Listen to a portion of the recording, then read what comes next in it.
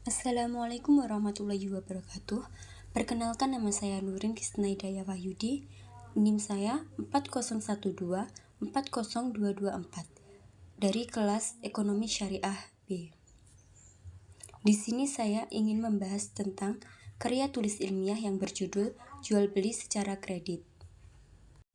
Langsung saja ke latar belakang. Jual beli secara kredit adalah transaksi di mana pembeli memperoleh barang dengan pembayaran bertahap sesuai kesepakatan. Penjual menyerahkan barang secara kontan, tetapi pembeli membayar harga yang lebih tinggi daripada harga tunai. Praktik ini semakin populer, terutama di kalangan masyarakat menengah ke bawah yang membutuhkan akses terhadap barang tanpa memiliki cukup uang tunai. Namun, ada tantangan terkait transparansi dan kejelasan antara penjual dan pembeli. Dalam hukum Islam, jual beli kredit diperbolehkan dengan syarat tidak mengandung riba. Syarat-syarat yang adil harus disepakati, termasuk larangan biaya tambahan untuk keterlambatan pembayaran. Jual beli kredit meningkatkan akses barang bagi konsumen dengan batasan dana tunai dan dapat meningkatkan likuiditas pasar. Namun, harga yang lebih tinggi dalam sistem kredit perlu dipahami sebagai pemulihan atas penundaan pembayaran. Rumusan masalah yang pertama, bagaimana jual beli secara kredit mempengaruhi perilaku konsumen dan penjual? Yang kedua, apa saja risiko dan manfaat jual beli secara kredit bagi pembeli dan penjual? Tujuan penelitian yang pertama, menganalisis dampak jual beli secara kredit terhadap ekonomi konsumen dan bisnis. Jual beli secara kredit memiliki dampak signifikan terhadap ekonomi konsumen dan bisnis. Dampak terhadap konsumen meliputi kemudahan akses barang, meskipun seringkali mengarah pada perilaku konsumen yang berlebihan dan kesulitan finansial akibat hutang yang menumpuk. Dari sisi bisnis, praktik ini dapat meningkatkan penjualan tetapi juga beresiko jika konsumen gagal memenuhi kewajiban pembayaran. Yang kedua, mengidentifikasi faktor-faktor yang mempengaruhi keputusan kredit dalam jual beli. Faktor-faktor yang mempengaruhi keputusan kredit dalam jual beli mencakup yang pertama, faktor internal, usia, gaya hidup, dan motivasi individu. Yang kedua, faktor eksternal, lingkungan sosial, budaya, dan pengaruh kelompok. Aspek kedua ini menunjukkan kompleksitas dalam pengelolaan kredit di masyarakat. Metode penelitian. Metode ini menggunakan metode pendekatan kualitatif dengan analisis literatur. Hukum jual beli secara kredit. Ada pengaturan perjanjian kredit dan perlindungan hukum bagi konsumen dan pelaku usaha. Pengaturan perjanjian kredit di Indonesia mengacu pada prinsip-prinsip hukum yang diatur dalam KUH Perdata dan Undang-Undang Hak Tanggungan. Perjanjian kredit harus memenuhi syarat sah, termasuk iktikat baik dan kesepakatan kedua belah pihak. Perlindungan hukum bagi konsumen. Konsumen dilindungi dari praktik penagihan yang tidak adil dan memiliki hak untuk menyelesaikan sengketa melalui mediasi. Bagi pelaku usaha, kreditur dapat mengeksekusi jaminan jika debitur non-prestasi sesuai ketentuan hukum yang berlaku.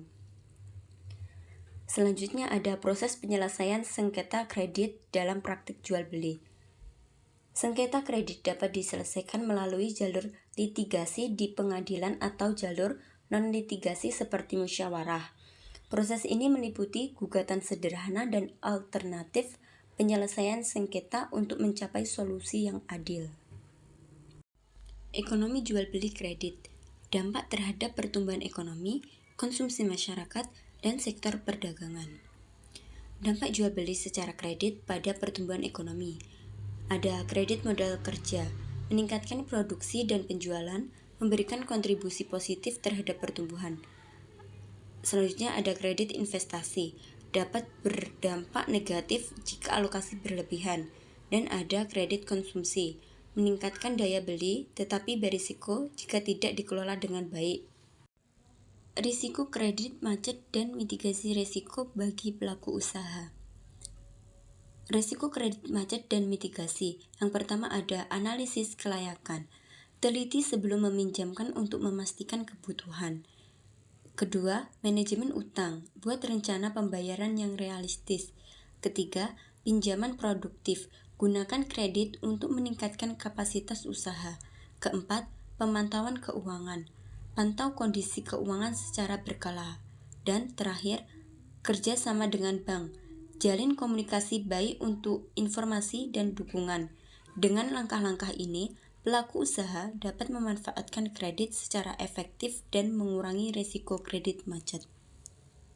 Manfaat dan risiko jual beli secara kredit. Manfaat bagi konsumen. Kemudahan akses barang atau jasa. Konsumen dapat memperoleh barang tanpa harus membayar penuh di awal. Fleksibilitas pembayaran. Memungkinkan pembayaran dalam cicilan yang lebih terjangkau. Manfaat bagi pelaku usaha. Peningkatan penjualan. Mendorong lebih banyak transaksi, memperluas pasar, menjangkau konsumen yang tidak memiliki cukup uang tunai. Risiko kredit bagi konsumen dan pelaku usaha. Utang, konsumen berisiko terjebak dalam utang yang berlebihan. Kedua, ada bunga. Biaya tambahan dari bunga dapat meningkatkan total pembayaran. Yang ketiga, ada gagal bayar. Risiko bagi pelaku usaha jika konsumen tidak mampu membayar cicilan.